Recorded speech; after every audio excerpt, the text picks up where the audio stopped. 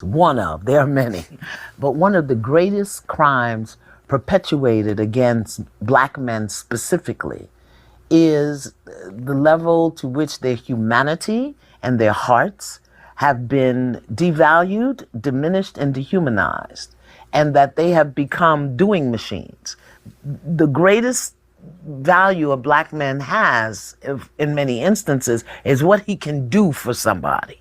Right. And how he can do it, and how much he can do it, and how much he earns doing it. I mean, I hear it and see it among young people in the relationships. You know, oh, you're going to get my nails done, and you're going to do this, and you're going to do that. Right. You know, they've been demeaned and devalued and dehearted, right, to the point where they value themselves based on what they can do. Fix it, get it, make it happen. And no place have I seen in our world does anybody tell black men how to be. How to be with themselves, how to be true to themselves, how to be with their feelings, how to be with their heart, you know, and it's criminal.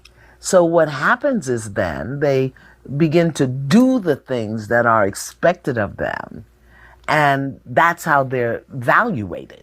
And then if they can't do that anymore, whether it's the job or pay the mortgage or whatever, then they're just cast off like socks in the corner. Right.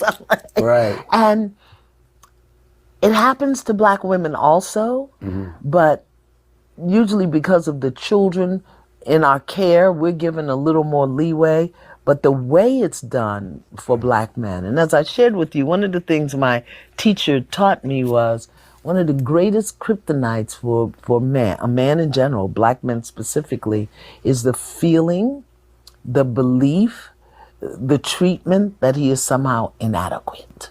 And when you devalue a man, he's going to feel inadequate. When you dehumanize him, when you deheart him, so then where does he go with that? Right. He's inadequate, and he doesn't serve a purpose because he can't do what you need him to do to make you feel better about yourself. What's the purpose? What's the point? What's the point? And that's why we have these incredible rises in suicide. Yeah. I personally think it's why we have this, and I don't know the figures, I don't know what they are now, but the increase between, I think it was 2017 and 2021, a 30-something% increase in the number of black men with prostate cancer, starting early. And why? Because their manhood is under attack. Right. And, you know, their psyche is not nourishing and nurturing them, and their masculinity. Because where in the world do we see them lifted, honored,